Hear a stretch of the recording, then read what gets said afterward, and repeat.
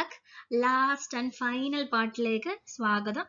ഈ ഒരു വീഡിയോയിൽ നമ്മൾ എന്താണ് ആ ഒരു ലാസ്റ്റ് ഞാൻ കഴിഞ്ഞ വീഡിയോയിൽ പറഞ്ഞ പോലെ റവല്യൂഷണറി ഗവൺമെന്റിന്റെയും സെൻസർഷിപ്പിന്റെയും അങ്ങനെ കുറച്ച് ഡെയിലി ലൈഫിൽ നിങ്ങളുടെ ടെക്സ്റ്റിന്റെ ആ ഒരു ടൈറ്റിൽ അനുസരിച്ച് പറയുകയാണെന്നുണ്ടെങ്കിൽ the revolution and everyday life, page number പറയുകയാണെന്നുണ്ടെങ്കിൽ 22. ഓക്കെ, അപ്പം അതിൽ നമ്മൾ ഫുള്ള് ഇന്നത്തോടെ തീർക്കുകയാണ്, കൺക്ലൂഷൻ ഉൾപ്പെടെ ഇന്ന് തീർക്കും. ഓക്കെ, നമുക്ക് അതിലേക്ക് പോവാം. Can politics change the clothes people wear, the language they speak, or the books they read? The years following 1789 in France saw many such changes in the lives of men, women, and children. The revolutionary government took it upon themselves to pass that laws would translate the ideals of liberty and equality in everyday life practice. എന്താന്ന് വെച്ചാൽ ഈ revolutionary government വന്ന സമയത്ത് അവര് daily ലൈഫിൽ നമുക്ക് കുറേ കാര്യങ്ങളുണ്ട്. അപ്പൊ അതിനെയൊക്കെ ഈ കുറേ ബേസിക് ആയിട്ടുള്ള കാര്യങ്ങളൊക്കെ അവർക്ക് എന്ത് ചെയ്യാൻ പറ്റി, ട്രാൻസ്ഫോം ചെയ്യാൻ പറ്റി.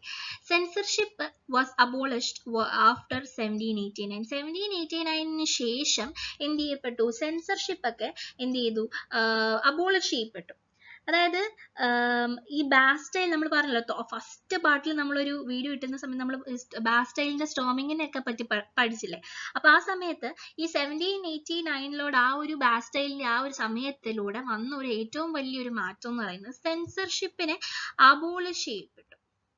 അങ്ങനെ സെൻസർഷിപ്പിനെ അബോളിഷ് ചെയ്തപ്പോഴത്തേന് എന്താണ് അതിന്റെ ഒരു ആസ് എ റിസൾട്ട് ആയിട്ട് വന്നത്, allowing newspapers, pamphlets and books to flood France. അതായത് കുറെ ന്യൂസ് പേപ്പേഴ്സും അല്ലെങ്കിൽ പാംഫ്ലെറ്റ്സ് എന്ന് വെച്ചാൽ എന്താ പറയുക, ഈ കുഞ്ഞ ബുക്കുണ്ട്, അതിനകത്ത് ഈ കുറച്ച് ഡീറ്റെയിൽസ് ഒക്കെ ഉള്ള ഒരു കുഞ്ഞ സോർട്ട് ഓഫ് ബുക്കാണ്, ഒരു കുഞ്ഞ ബുക്കാന്ന് മാത്രം മനസ്സിലാക്കുക. ഓക്കെ, ഇത് നിങ്ങൾക്ക് മറ്റേ പ്രിന്റ് ആൻഡ് കൾച്ചർ എന്ന് പറയുന്ന ഒരു ചാപ്റ്റർ ഇല്ലേ നിങ്ങൾക്ക്, ലാസ്റ്റ് ആ ചാപ്റ്ററിനകത്ത് ഡെഫിനേഷൻ, പാംഫ്ലെറ്റിന്റെ ഡെഫിനേഷൻ ഉണ്ട്. ഓക്കെ, അപ്പം ന്യൂസ് പേപ്പറും അല്ലെങ്കിൽ പാംഫ്ലെറ്റ്സും അല്ലെങ്കിൽ ബുക്സ് ഒക്കെ ഫ്രാൻസിൽ ഇങ്ങനെ ഒഴുകാൻ തുടങ്ങി. ഒഴുകാന്ന് വെച്ചാൽ വെള്ളപ്പൊക്കം മാതിരി ഒഴുകാന്നല്ല, ജസ്റ്റ് ഒരു ഫാൻസി വേർഡ് ആയിട്ട് നമ്മളിങ്ങനെ ഫ്ലഡ് ചെയ്യാന്ന് പറയുന്നതേ ഉള്ളൂ. അതായത് കുറെ ബുക്കുകളൊക്കെ അച്ചടിച്ച് ഇറങ്ങാൻ തുടങ്ങി.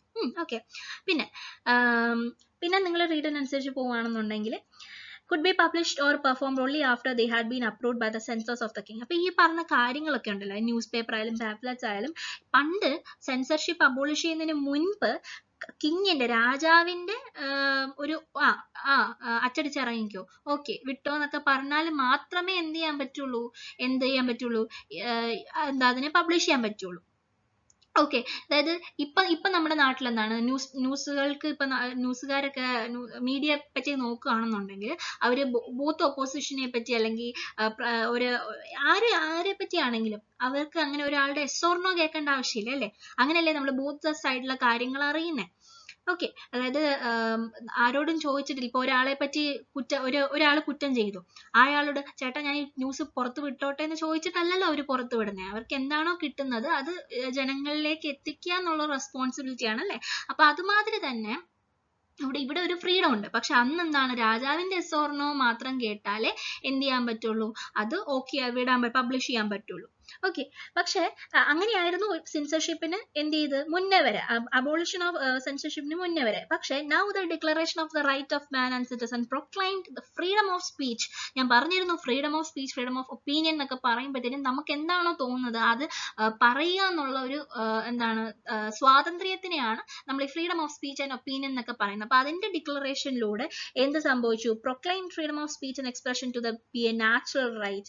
News papers, pamphlets, book and printed pictures flooded the towns of France from where they traveled rapidly into the countryside. അപ്പൊ അങ്ങനെ വന്നപ്പോ എല്ലാവരും കുറേ ന്യൂസ് പേപ്പറോ അല്ലെങ്കിൽ പാംഫ്ലെറ്റ്സ് ഒക്കെ അച്ചടിച്ച് പെട്ടെന്ന് ഇറക്കാൻ തുടങ്ങി. കാരണം ഇപ്പൊ അങ്ങനെ ഒരു എസ് ഓർ നോന്റെ ആവശ്യമില്ല. മനസ്സിലായോ?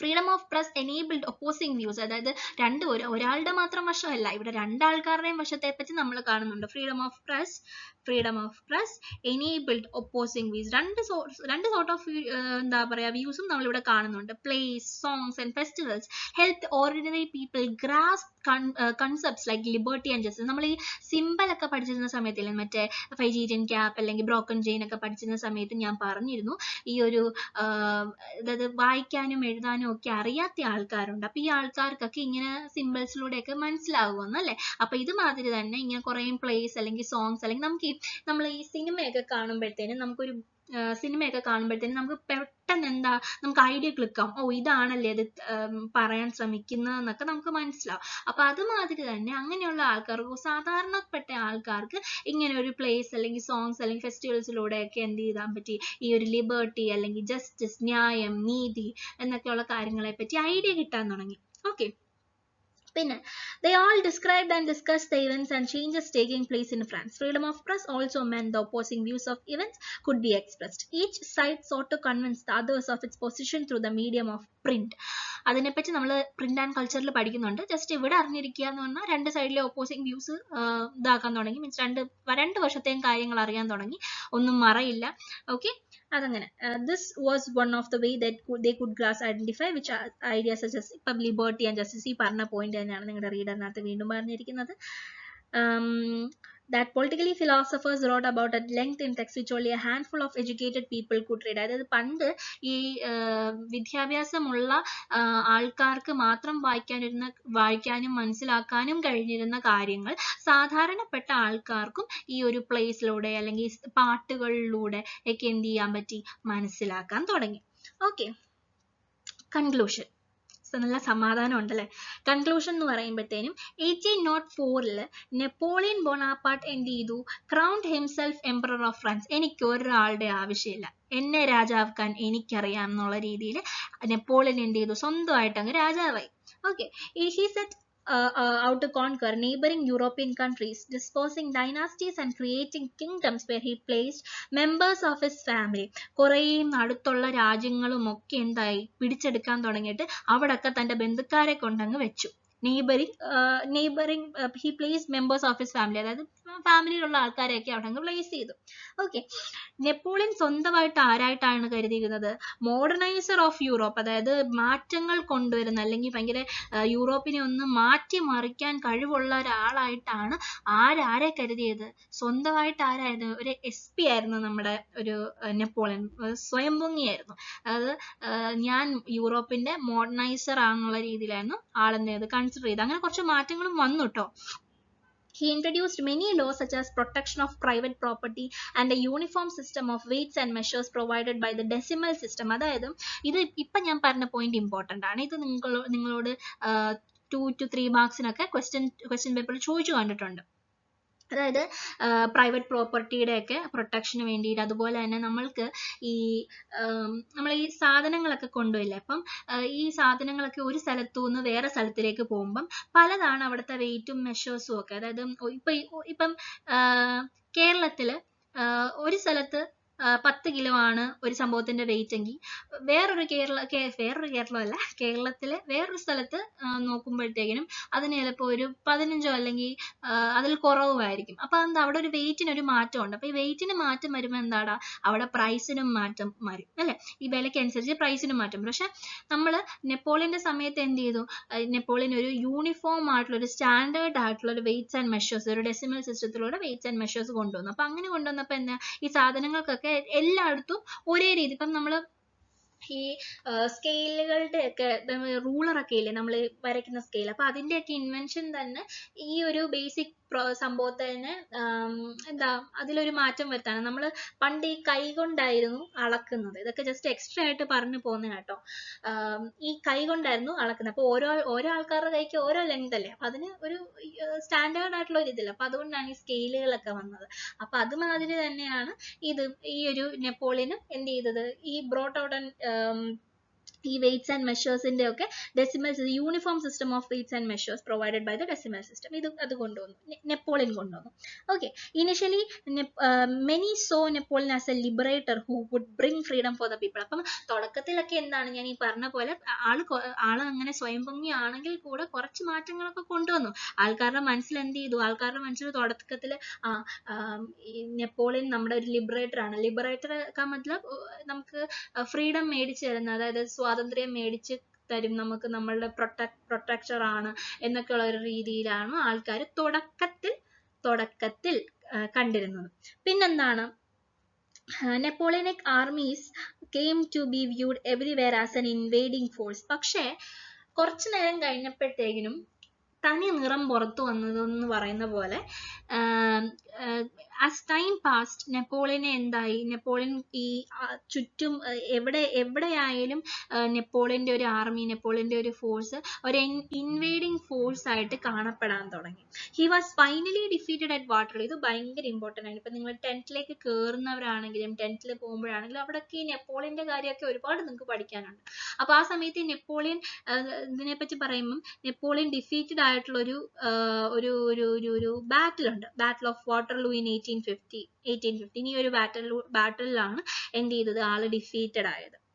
ഓക്കെ, then പക്ഷെ many of his measures that carried the revolutionary ideas of liberty അല്ലെങ്കിൽ modern laws to other parts of Europe had an impact on people long after Napoleon. പക്ഷെ ഈ നമ്മൾ ഈ കണ്ണുള്ളപ്പോ കണ്ണിന്റെ വില അറിയത്തില്ലെന്ന് പറഞ്ഞ പോലെ നെപ്പോളിയൻ പോയതിനു ശേഷം എന്താണ്, നെപ്പോളിയന്റെ കുറെ ഐഡിയാസ് ലിബർട്ടിനെ ബേസ് ചെയ്തിട്ടായാലും ഒക്കെ എന്ത് ചെയ്തു, ആൾക്കാരിൽ ഇങ്ങനെ ഒരു ഇമ്പാക്ട്, ഒരു മാറ്റം കൊണ്ടുവരാൻ തുടങ്ങി ആൾക്കാരിൽ. Okay, the ideas of liberty and democratic rights were the most important legacy of the French Revolution.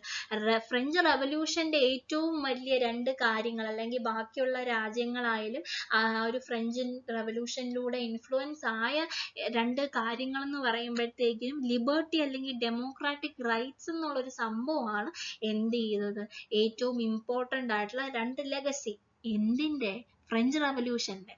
Okay, These spread from France to the rest of Europe during the 19th century. 19th century ഇത് ഫ്രാൻസിൽ നിന്ന് ബാക്കിയുള്ള യൂറോപ്പിൽ, നമ്മൾ ഈ ഒരു ഫ്രാൻസും യൂറോപ്പിനെ പറ്റി പഠിക്കുമ്പോഴുണ്ടല്ലോ നിങ്ങൾ മനസ്സിലാക്കേണ്ടതെന്ന് വെച്ചാൽ when France sneezes, rest of the Europe catches cold എന്നൊരു ഫ്രേസ് ഉണ്ട്. അത് നിങ്ങൾ 10th പഠിക്കും, പക്ഷെ ഇപ്പോഴേ പറഞ്ഞിരുന്നേ ഉള്ളൂ. when France sneezes, rest of the Europe catches cold. മത്ലബ് ഈ ഒരു ഫ്രാൻസ് ഒന്ന് തുമ്മിയ ബാക്കിയുള്ള യൂറോപ്പിനും പനി പിടിക്കുമെന്ന്. അതില് ഉള്ളിലെ അർത്ഥം എന്താന്ന് വെച്ചാല് എന്തെങ്കിലും ഒരു സംഭവം ഫ്രാൻസിൽ നടന്നോ അത് ബാക്കിയുള്ള രാജ്യങ്ങളിലേക്ക്, ബാക്കിയുള്ള യൂറോപ്പിലേക്ക് സ്പ്രെഡ് ചെയ്യും. അതേമാതിരി നമ്മുടെ നാട്ടിലൊക്കെ കുടുംബശ്രീ ചേച്ചിമാരില്ലേ, അവരൊരു കാര്യം പറയുകയാണെന്നുണ്ടെങ്കിൽ അത് നാട് മുഴുവൻ അവസാനം നമ്മളൊരു ചെറിയ കാര്യം, ഒരു തീപ്പൊരിയാണെന്നുണ്ടെങ്കിൽ പിന്നെ ഫുൾ ആ ഒരു ഏരിയയിൽ അങ്ങ് പടരത്തില്ലേ, അതുമാതിരി തന്നെയാണ് ഇവിടെ ഫ്രാൻസിൽ ഒരു മാറ്റം നടന്നു, ഒരു ചേഞ്ച് നടന്നു, ഒരു കാര്യം നടന്നു, ഒരു റെവല്യൂഷൻ എന്ത് നടന്നാലും അത് ബാക്കിയുള്ള യൂറോപ്പിനെയും ബാധിക്കും. ഓക്കെ, ഇത് ജസ്റ്റ് അറിഞ്ഞിരിക്കാൻ പറഞ്ഞതേ ഉള്ളൂ. 10th നിങ്ങൾ പഠിക്കും, 10th ഫസ്റ്റ് പാർട്ടിൽ തന്നെ, നിങ്ങൾ ഫസ്റ്റ് ചാപ്റ്ററിൽ തന്നെ പഠിക്കുന്നതായിരിക്കും. ഓക്കെ, പിന്നെ these spread from France to the rest of the Europe during the 19th century where feudal system were abolished. Feudal system എന്താണ്, ഫസ്റ്റ് പാർട്ടിൽ നാം പറഞ്ഞിരുന്നു അല്ലെ, ഫ്യൂഡൽ സിസ്റ്റം കുറെ പ്രിവിലേജസ് അത് ഇതെന്നൊക്കെ പറഞ്ഞിരുന്നു. ഫ്യൂഡൽ സിസ്റ്റം അബോളിഷ് ചെയ്തു. Colonized people reworked the idea of freedom from their bondage to the movements to create a sovereign nation state. Colonized people വീണ്ടും ഈ ഒരു ഫ്രീഡം ഓഫ്, അതായത് ഈ ഫ്രീഡം എന്നുള്ള ഒരു ഐഡിയയിൽ നിന്നൊക്കെ അവർ അതിനെ റീവർക്ക് ചെയ്തിട്ട്, റീവർക്ക് ചെയ്യുക എന്ന് വെച്ചാൽ അവരതിൽ വീണ്ടും കുറെ അറ്റകുറ്റപ്പണികളൊക്കെ ചെയ്തിട്ട് അവരെന്ത് ചെയ്തു, ഒരു സോവറിൻ നേഷൻ സ്റ്റേറ്റ് ക്രിയേറ്റ് ചെയ്യാനായിട്ട്. സോവറിൻ നേഷൻ സ്റ്റേറ്റ് എന്ന് പറഞ്ഞാൽ നമുക്കൊരു പ്രത്യേകിച്ച് അങ്ങനെ ഒന്നിനെയും നമ്മൾ, ഒരു റിലീജനെ, ഒരു പാർട്ടിനെ ഒന്നിനെയും നമ്മൾ എൻകറേജ് ചെയ്യുന്നില്ല എന്നുള്ള മീനിങ് ആണ് സോവറിറ്റി എന്നൊക്കെ നമ്മൾ പറയും. നമ്മൾ ഇന്ത്യ ഒരു സോവറിൻ കൺട്രിയാണ്. ബിക്കോസ് നമുക്ക് അങ്ങനെ ഒരു പർട്ടിക്കുലർ റിലീജൻ ഇല്ല. നമ്മൾ എല്ലാ റിലീജനെയും പ്രൊമോട്ട് ചെയ്യുന്നുണ്ട്, നമുക്ക് എല്ലാ റിലീജനെയും പ്രാക്ടീസ് ചെയ്യാനുള്ള അവകാശവും അധികാരവും ഉണ്ട്. അതുപോലെ തന്നെ നമുക്ക് ഈ ഒരു രാജ്യത്ത് അങ്ങനെ ഈ ഒരു ഇന്ത്യ എന്ന് പറയുന്നത് ഈ ഒരു റിലീജിയൻ കൺട്രി ആണെന്നൊന്നും ഒരിടത്തും ഇല്ല. ഇന്ത്യ എന്ന് പറയുന്നത് ഒരു സെക്യുലർ കൺട്രിയാണ്, സോവറിൻ കൺട്രിയാണ്. ഓക്കെ, സോവറിൻ എന്ന് പറയുന്നത് നമുക്കൊരു സോവറിൻ നേഷൻ സ്റ്റേറ്റ് എന്ത് ചെയ്തു, ഫ്രീ ആയിട്ടുള്ള ഒരു സ്റ്റേറ്റ് ക്രിയേറ്റ് ചെയ്യാൻ എന്ത് ചെയ്തു, കോളനൈസ്ഡ് ആയിട്ടുള്ള പീപ്പിൾ തീരുമാനിച്ചു. ഈ ഫ്രീഡം ഓഫ് സംഭവങ്ങളൊക്കെ മനസ്സിലാക്കിക്കൊണ്ട്. ഓക്കെ, പിന്നെ അടുത്ത നമ്മൾ സ്ലൈഡിലേക്ക് പോവാണെന്നുണ്ടെങ്കിൽ legacy, liberty, democratic right for the world. ഇത് വലിയ വാക്കുകളൊന്നും കണ്ട് പേടിക്കണ്ട, ഇതൊന്നും വലിയ കാര്യങ്ങളൊന്നും അല്ല. ഇത് ജസ്റ്റ് ഈ ഒരു ലാസ്റ്റ് താണ്ട് ഇവിടെ ഈ കൊടുത്തിരിക്കുന്ന പാർട്ട് മാത്രമേ ഇനി നമുക്ക് ഡിസ്കസ് ചെയ്യാനുള്ളൂ. ഇപ്പൊ ഈ പറഞ്ഞ സംഭവങ്ങളൊക്കെ നമ്മൾ മുന്നേ ഡിസ്കസ് ചെയ്ത കാര്യങ്ങളാണ്. ഇതാണ് ideas of liberty, democratic right, 19th century, feudal privilege abolish ചെയ്തു, കോളനൈസ്ഡ് പീപ്പിൾ വേൾഡ് വൈഡിൽ rework the idea of freedom into movements for sovereign nation state, natural rights, democratic governance, global inspiration, end of feudalism. ഇതൊക്കെയാണ് കുറച്ച് എന്ത് ചെയ്തത് വന്ന മാറ്റങ്ങൾ. Okay, Indian leaders ആയ ആരൊക്കെയാണ്? Tipu Sultan, Raja Ram Mohan Roy were inspired by revolutionary friends. നമ്മൾ ഈ ഒരു 10th തന്നെ നിങ്ങൾ 10th തോന്നുന്നു. 10th നിങ്ങൾ ഇതിന്റെ ഒരു ടിപ്പു സുൽത്താൻ, രാജാറാം മോഹൻ റോയിന്റെ ഒക്കെ നമ്മൾ ഇന്ത്യന്റെ നമ്മളിപ്പോ നമ്മൾ 9th നിങ്ങൾ പഠിക്കുന്ന വേൾഡിലെ എന്താണ് റെവല്യൂഷൻ, അത് ഇതെന്നൊക്കെ പഠിക്കുന്ന കാര്യങ്ങളാണ്, വേൾഡിൽ നടക്കുന്ന കാര്യങ്ങളാണ് 9th നിങ്ങൾ ഹിസ്റ്ററിയിനകത്ത് പഠിക്കുന്നത്. പക്ഷെ നമ്മൾ 10th വരുമ്പോൾ നമുക്ക് ഇന്ത്യയിൽ നടന്ന കുറേ കാര്യങ്ങളെ പറ്റി പഠിക്കാനുണ്ട്. അപ്പൊ അന്ന് ആ ഒരു സമയത്ത് നമ്മൾ ഈ രാജാറാം മോഹൻ റോയ് ഒക്കെ എങ്ങനെയാണ് ഫ്രാൻസിൽ നടന്ന റെവല്യൂഷൻസിലൊക്കെ ഇൻസ്പയർഡ് ആയിട്ട് എങ്ങനെയാണ് വന്നതെന്നൊക്കെ നമുക്ക് അവിടെ കാണാൻ കഴിയും കേട്ടോ. അപ്പൊ ആ സമയത്ത് ഇതൊക്കെ ഓർത്തിരിക്കണം കേട്ടോ. പിന്നെ Rajaram Mohan Roy was so excited by the July Revolution of 1830 that he could think and talk of nothing else. പക്ഷേ എന്നല്ല, രാജാറാം മോഹൻ റോയ് എന്ത് ചെയ്തു, ഭയങ്കര ജൂലൈ റെവല്യൂഷൻ ഓഫ് 1830 എന്ന് പറയുന്ന സാധനമുണ്ട്, സംഭവമുണ്ട്. അപ്പം അത് ആ ഒരു റെവല്യൂഷനെ he was very inspired of that revolution. ആ റെവല്യൂഷനെ പറ്റി ഭയങ്കര ഇൻസ്പയർഡും എക്സൈറ്റഡ് ആയിരുന്നു. അത് കാരണം പുള്ളിക്ക് വേറെ ഒന്നിനെ പറ്റിയും ചിന്തിക്കാൻ നേരമുണ്ടായില്ല എന്നാണ് ഒരു അഡ്രസ് ചെയ്യുന്നത്. Even insisting visiting warship flying the revolutionary tricolour flag. ഇതൊക്കെ നിങ്ങൾക്ക് എക്സ്ട്രാ ആയിട്ട് പറഞ്ഞു പോകുന്ന കാര്യങ്ങളാണ് കേട്ടോ. 2 examples of നിങ്ങളുടെ റീഡറിനകത്ത് just Tipu Sultan and Raja Ram Mohan Roy are the 2 examples of individuals who responded to the ideas of upcoming from the revolutionary France. ഈ റെവല്യൂഷണറി ഫ്രാൻസിൽ നിന്ന്, ഈ ഒരു ഫ്രാൻസിൽ നടന്ന എല്ലാ റെവല്യൂഷനിൽ നിന്നും ഇൻസ്പയർഡ് ആയിട്ടുള്ള കുറച്ച് കാര്യങ്ങളാണ് ഈ രാജാറാം മോഹൻ ടിപ്പു സുൽത്താനും മെയിൻ ആയിട്ട് പറയുന്നത്. ഇപ്പൊ ഈ പറഞ്ഞ കാര്യം ജൂലൈ റെവല്യൂഷൻ ആയാലും അതുപോലെ തന്നെ ട്രൈ കളർ ഫ്ലാഗിന്റെ ഒക്കെ ഫോർമേഷൻ ആയാലും നിങ്ങൾക്ക് 10th പഠിക്കാനുള്ളത്. Okay, the message of universal right to beset with contradiction, excluding women and poor initially became a powerful force shaping the contemporary world through the 19th and 20th century. ഇങ്ങനെ കുറേ ideas ഉണ്ട്. അതായത് സ്ത്രീകളെ മാറ്റി നിർത്തുക, അല്ലെങ്കിൽ പാവപ്പെട്ടവരെ മാറ്റി നിർത്തുക എന്നൊക്കെ ഭയങ്കര ഒരു ശക്തിയേറിയ ഒരു ഫോഴ്സായി മാറി. എന്തിനെ, ഒരു കണ്ടംപററി വേൾഡിനെ നിങ്ങൾക്ക് അതായത് ഷേപ്പ് ചെയ്തെടുക്കാൻ കുറേ കാര്യങ്ങൾ, നല്ല കാര്യങ്ങൾ വരാനും കുറേ ജസ്റ്റിസ് ആയിട്ടുള്ള കാര്യങ്ങളൊക്കെ വരാൻ ഈ ഒരു ഐഡിയാസ് ഒക്കെ സഹായിച്ചു. ഓക്കെ, അപ്പൊ അത്രയേ ഉള്ളൂ. നമ്മുടെ ചാപ്റ്റർ കംപ്ലീറ്റ് ആയി.